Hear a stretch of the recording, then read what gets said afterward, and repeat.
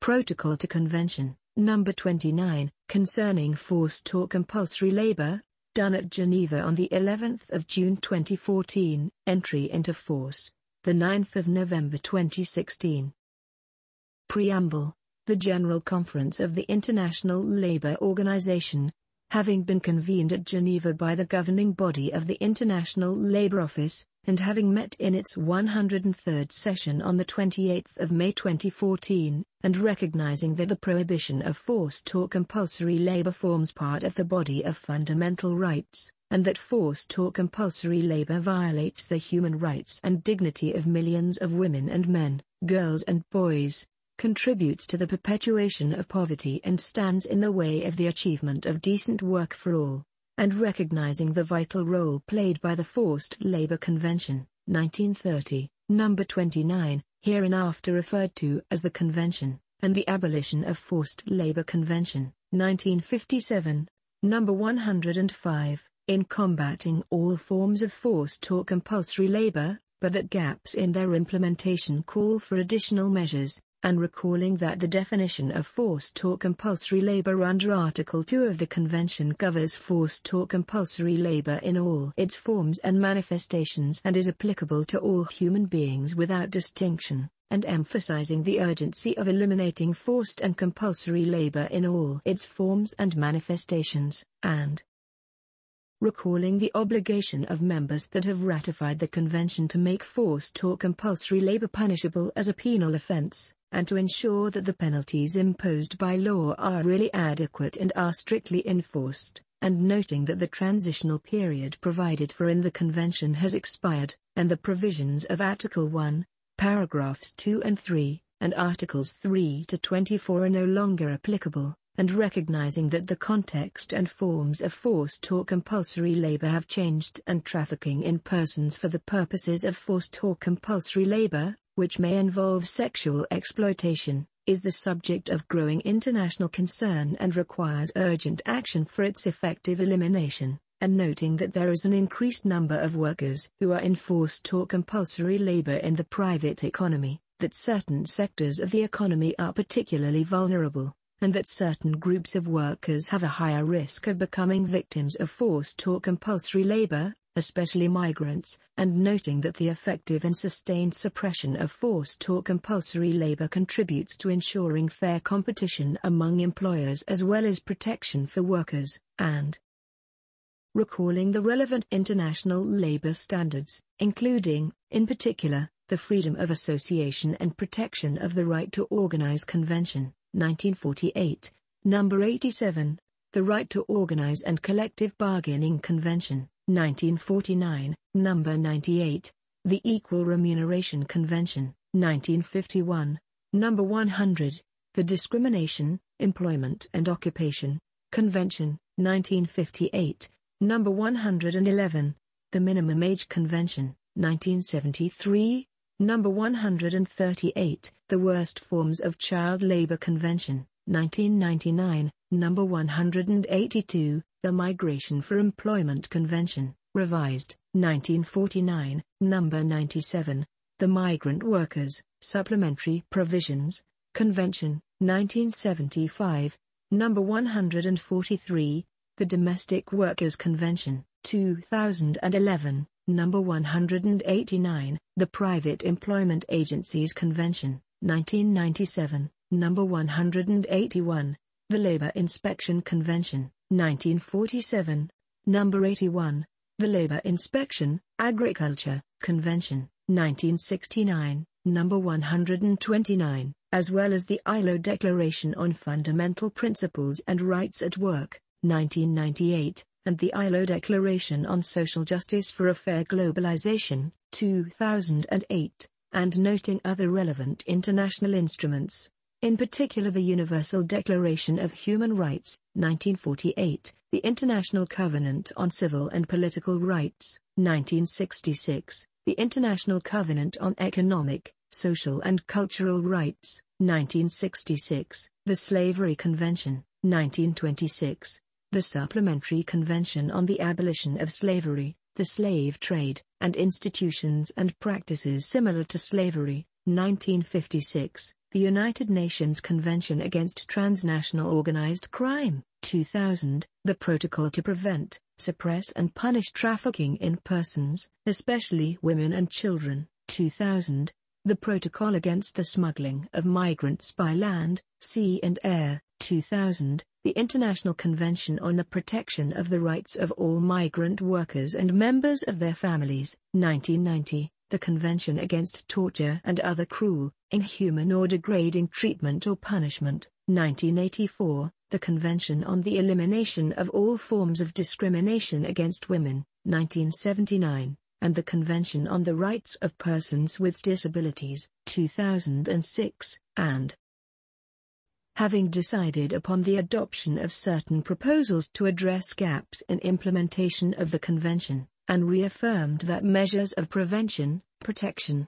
and remedies, such as compensation and rehabilitation, are necessary to achieve the effective and sustained suppression of forced or compulsory labor, pursuant to the fourth item on the agenda of the session, and having determined that these proposals shall take the form of a protocol to the Convention, adopts this 11th day of June 2014 the following protocol, which may be cited as the Protocol of 2014 to the Forced Labor Convention, 1930. Article 1. In giving effect to its obligations under the Convention to suppress forced or compulsory labor, each member shall take effective measures to prevent and eliminate its use, to provide to victims protection and access to appropriate and effective remedies, such as compensation, and to sanction the perpetrators of forced or compulsory labor. 2. Each member shall develop a national policy and plan of action for the effective and sustained suppression of forced or compulsory labor in consultation with employers and workers' organizations, which shall involve systematic action by the competent authorities and, as appropriate, in coordination with employers and workers' organizations, as well as with other groups concerned. 3. The definition of forced or compulsory labor contained in the Convention is reaffirmed, and therefore the measures referred to in this protocol shall include specific action against trafficking in persons for the purposes of forced or compulsory labor. Article 2. The measures to be taken for the prevention of forced or compulsory labor shall include, a.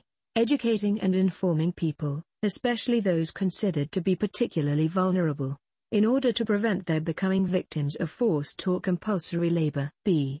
Educating and informing employers, in order to prevent their becoming involved in forced or compulsory labor practices. C. Undertaking efforts to ensure that, I. The coverage and enforcement of legislation relevant to the prevention of forced or compulsory labor, including labor law as appropriate, apply to all workers and all sectors of the economy, and 2. Labor inspection services and other services responsible for the implementation of this legislation are strengthened. D. Protecting persons, particularly migrant workers, from possible abusive and fraudulent practices during the recruitment and placement process. E.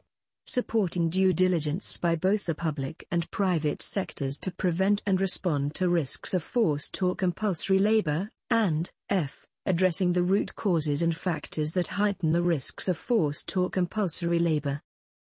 Article 3. Each member shall take effective measures for the identification, release, protection, recovery and rehabilitation of all victims of forced or compulsory labor, as well as the provision of other forms of assistance and support.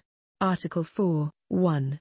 Each member shall ensure that all victims of forced or compulsory labor, irrespective of their presence or legal status in the national territory, have access to appropriate and effective remedies, such as compensation. 2. Each member shall, in accordance with the basic principles of its legal system, take the necessary measures to ensure that competent authorities are entitled not to prosecute or impose penalties on victims of forced or compulsory labor for their involvement in unlawful activities which they have been compelled to commit as a direct consequence of being subjected to forced or compulsory labor. Article 5. Members shall cooperate with each other to ensure the prevention and elimination of all forms of forced or compulsory labor. Article 6. The measures taken to apply the provisions of this protocol and of the Convention shall be determined by national laws or regulations or by the competent authority, after consultation with the organizations of employers and workers concerned. Article 7. The transitional provisions of Article 1, paragraphs 2 and 3, and Articles 3 to 24 of the Convention shall be deleted. Article 8. 1. A member may ratify this protocol at the same time as or at any time after its ratification of the Convention, by communicating its formal ratification to the Director General of the International Labour Office for registration. 2. The protocol shall come into force 12 months after the date on which ratifications of two members have been registered by the Director General. Thereafter, this protocol shall come into force for a member 12 months after the date on which its ratification is registered, and the Convention shall be binding on the member concerned with the addition of Articles 1 to 7 of this protocol. Article 9. 1. A member which has ratified this protocol may denounce it whenever the Convention is open to denunciation in accordance with its Article 30, by an act communicated to the Director General of the International Labour Office for registration. 2. Denunciation of the Convention in accordance with its Articles 30 or 32 shall ipso jure involve the denunciation of this protocol. 3. Any denunciation in accordance with paragraphs 1 or 2 of this article shall not take effect until 1 year after the date on which it is registered. Article 10. 1. The Director General of the International Labour Office shall notify all members of the International Labour Organization of the registration of all ratifications, declarations and denunciations communicated by the members of the organization. 2. When notifying the members of the organization of the registration of the second ratification, the Director General shall draw the attention of the members of the organization to the date upon which the protocol shall come into force. Article 11. The Director General of the International Labour Office shall communicate to the Secretary General of the United Nations, for registration in accordance with Article 102 of the Charter of the United Nations, full particulars of all ratifications, declarations and denunciations registered by the Director General. Article 12. The English and French versions of the text of this protocol are equally authoritative.